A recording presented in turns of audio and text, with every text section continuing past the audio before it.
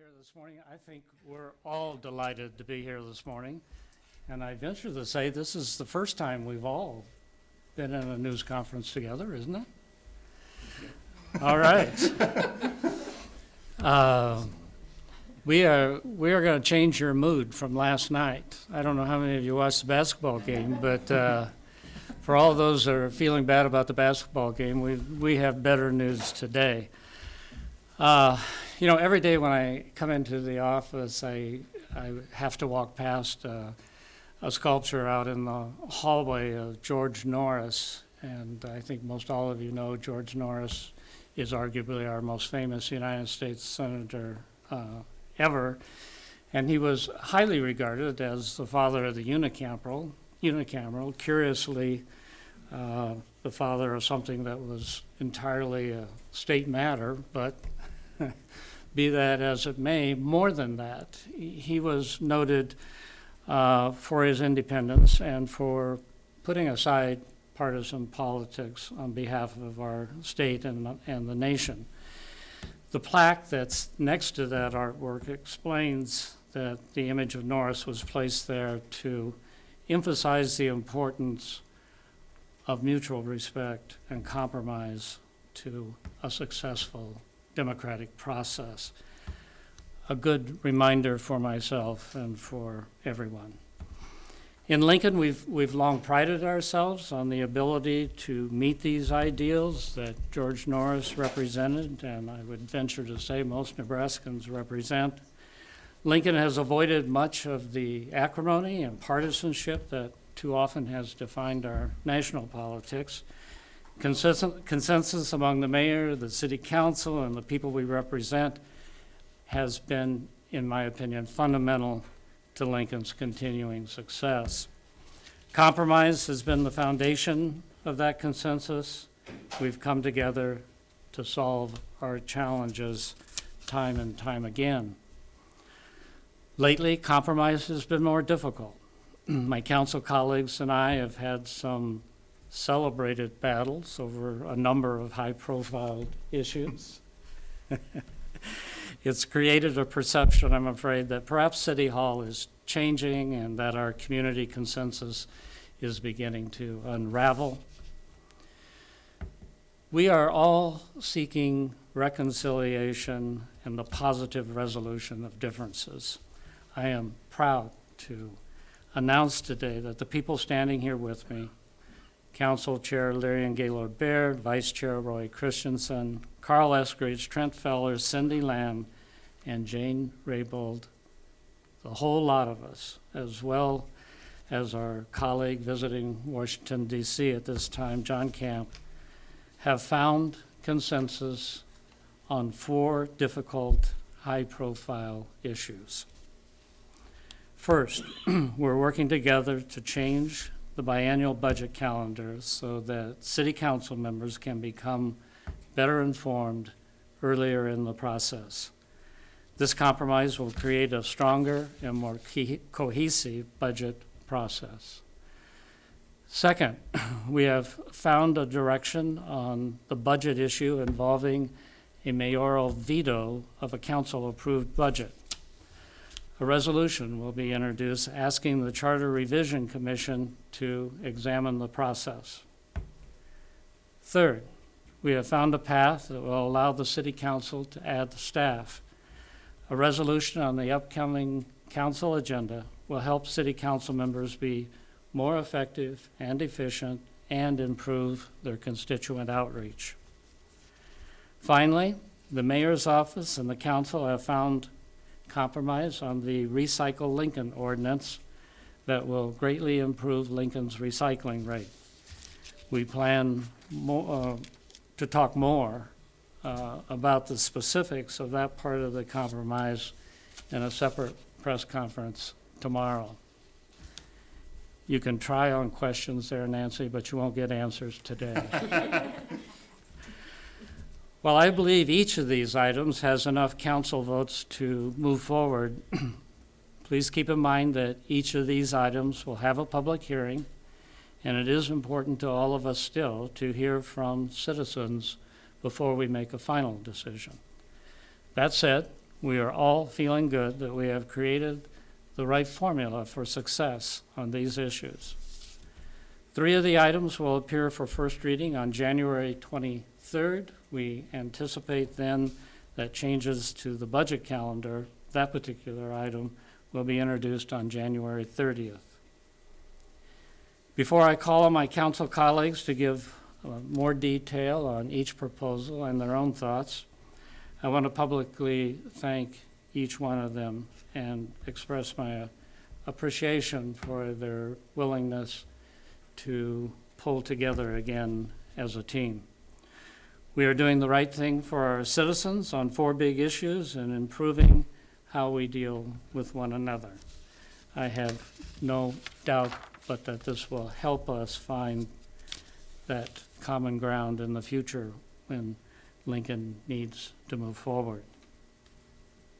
So first of all, I'd like to introduce Trent Fellers, who initiated the discussion on 3 of these potential compromises. Trent, why don't you come on up and talk about your role and whatever else you want to talk about. I don't know if you want to give me the open mic for that. But, late last year, I was, as I do every year, reflecting a little bit about what had gone right and what had gone maybe not so right in the last year, and had some time to think about conversations that I had had with each of the council members and things that they wanted to get done. And what I realized is that we weren't far apart on a lot of these things. So I ran into the mayor's chief of staff, Rick Hoppe, at La Paz and asked for a meeting, and followed up after Christmas with meeting with Rick and the mayor, and pitched the idea of 3 things that we could move on and work going forward. They said, hey, I think it sounds good.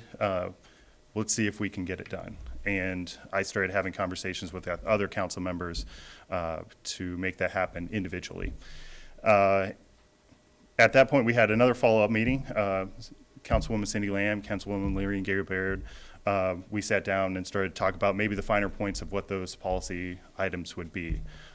Leary was gracious enough to offer up the budget calendar, and I knew that she had been working on that for several months, and put together a process for that coming forward. We had a pre-council about it a few days ago. From that point, I worked really collaboratively with everybody on this council, and so did the mayor's office, in trying to find the right balance in the language to make those finer points come forward. Each individual council member has had their fingerprints on this, and has been working really, really hard to make this happen.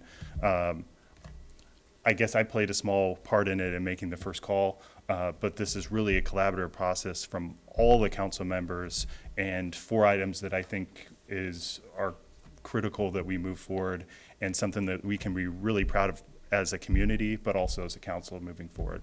With that, I'd ask Leary and Gary Baird to come up and talk about her role. Thank you. Good morning, everybody. So one of the pleasures of being on the council is getting to have a front row seat to the hard work that people in our community do to grow our city and shape its progress. And there have been so many exciting changes during just my short 4 years on the council. Councilwoman Jane Raybould, if you watch our meetings, you know this. She actually carries around lists of all the accolades that Lincoln has received for our amazing process, and her purse that she carries these in just keeps getting heavier as these accolades pile up. What my council colleagues and I also see up close in our front row seats is that as our city grows, it also becomes more complicated to manage. To manage our growing city effectively, we need to be incredibly strategic and thoughtful about the way we allocate our limited financial resources. The council takes this responsibility very seriously, and that's why we wish to make a couple of key changes that affect our role in the budget process. To accomplish these key changes, I've drafted legislation in collaboration with my colleagues and with county and city staff that will be introduced in a couple of weeks. And this legislation will do 2 things primarily. First, it will establish a new annual budget review. Each year, the City Council will hold meetings with departments to review issues that have an impact on our budget and affect progress towards our city's goals. During the year that the mayor proposes a new biennial budget, these meetings will also serve as a forum for the city council to provide their initial budget ideas and establish their priorities prior to the development of the mayor's biennial budget. In short, this will give the council more opportunity for input earlier in the budget process. Second, under this legislation, the mayor will release his proposed budget earlier in the calendar year, giving the council more time to analyze it, ask questions of city staff, gather public input, and make more informed changes to it. I want to thank my council colleagues and city and county staff for working with me to develop this legislation. I'm pleased with the consensus we've reached around these changes to the budget process, and I'm optimistic that they will allow the council to serve more thoughtfully and effectively our citizens of our growing and dynamic city. Thank you. All right, Roy, I think you were on the list to be Okay. next up. Please share your thoughts. Happy to be next. I'm going to talk about our staffing. What we've done is we worked with the administration to find some money to help us pay for staffing. But the reason why we need staffing was mentioned by Larry, and our city is growing and the responsibilities of the council are growing. It has become clear to my colleagues and me that this is a full-time job. There's always another issue to deal with. Adding a professional staff as a resource for council members will make the council more responsive and more effective. Allocating funds that the council can use as we see fit to hire professional staff is an important step toward a council that is better able to engage in our duties and serve the citizens of Lincoln. All right, and then Cindy, or Jane, I think you're next up. Okay, great. And I think you're going to talk about the Charter Revision Commission, that aspect of things. That's right. among others. We know that modifying our charter is a big deal. The Independent Commission can help ensure that any proposed charter amendment is in the best interest of our community. This best practice of governance, of utilizing the citizen group to review any changes to our Constitution, has made our legislative branch stronger, our community better, and our citizens engaged and watchful. We are grateful to this group in their willingness to serve. And I just want to read the language, it's very brief, of the charter amendment proposal and changes. It says, "Be it resolved by the City Council of the City of Lincoln, Nebraska, that the Charter Revision Commission is hereby requested to review and report back to the council and to the mayor on the charter provisions relating to the adoption of the city's budget, with particular attention to the impact of a mayor vetoing a council-approved budget resolution. The commission should review how the process works in other jurisdictions with a strong mayor form of government and make recommendations on whether the current system of addressing a budget veto should remain or changes should be implemented by charter amendment." And now I'd like to introduce my colleague, Cindy Lamb. Thank you. Good morning. It's become very important, very evident that the budget process is important to the residents of Lincoln. And as elected officials, it's our job to respond to their concerns. The proposals that are being put forward at the council level include, as you heard, an expanded review period for the budget, which is extremely important, and also a directive to the Budget Revision Commission to bring the discussion further, to further discuss the issue and bring a potential resolution or at least what other jurisdictions are doing to our attention at the council. I am very pleased to work with my colleagues in furthering these discussions and in putting forward the legislation that's coming forward in order to address these very important issues. Thank you. It's a great day for the City Council. It's a great day for Mayor Beitler, and most of all, it's a great day for the City of Lincoln. We expect that government works well in this community. It serves all of the people, and we function well. Negotiating is tough work, and people feel strongly about issues that we deal with, and sometimes we forget about the importance of coming together and really finding ways to compromise. I'm a mediator, and I mediate family disputes, and typically when you come into those disputes, people aren't seeing things through one another's eyes. But when you make progress, is when you come to that common ground, when you figure out that what you're deciding in that case is in the best interest of the child. In our case, it's doing what's in the best interest of the city. That's something I think all of us share in common. We're trying to do the best thing for this community, so today really is a great day to celebrate. Thank you. Okay, well, we're glad to take your questions. I did want to say Cindy and Roy have made extraordinary efforts to be here at this particular time of day, and they're off to catch airplanes and other things, so we will allow them to excuse themselves shortly at this point in time. And with that, take your questions. Well, how difficult was it to come together? We have obviously all been hearing about the disagreements that have taken place in some of on these issues.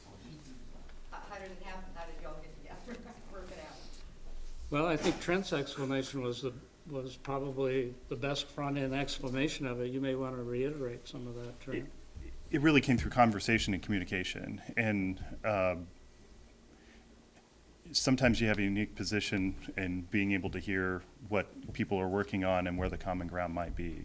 And it takes the difficult work is sitting down and having that conversation and seeing where things might go from there. And that's what happened in this case. It's starting out with a conversation with the mayor's office and trying to put together a package of things that might work from there, and adding Lyrian's proposal to it as well. And then, working out the details of the legislation before it gets introduced. So there's been a lot of phone calls, a lot of in-person meetings, but it's been a good process, and I think it kind of charts a new path for us to communicate together. Not that we haven't been communicating over the past couple months, but we found some common ground on these things, and I think that's the most important part, is that we had the communication to get there. Do you kind of touch on, do you anticipate that kind of new atmosphere going into issues? Yeah, I mean, yeah, absolutely. And over the next 5 months, we're not going to have we're going to have other items that are difficult to work on. I think some of them are on our Monday's agenda. But the important part is that we all communicate and tell each other what we're thinking on items, and that's really the only way that we're going to move some of this stuff forward, and to figure out what's best for the community. I think it's interesting to see the increased communication just in the process by itself. And I would venture this example, I hope it's accurate, but the calendar year problem, for example, was not an example that was primarily on the mind of Councilman Gaylord Baird. But after that became an issue and she had thought about it, she developed a very sophisticated solution to that, working with the people who had originally mentioned it. So it's just a good example of how even the process of trying to do this starts to bring people together, and people start taking initiatives on things that were not necessarily their issues at the beginning. Now, you others, you want to comment, Jane? I just wanted to add that food helps. I think at one point Trent and I were slurping noodles at Amu Manu trying to work through some of these issues, and I think a nice full stomach helps the conversation go better too. That was a cool day too. Yeah. And that's something she's been working on since October. We had this conversation out after the budget session. She's been working on it since October. Anything else? Okay. All right, thank you very much.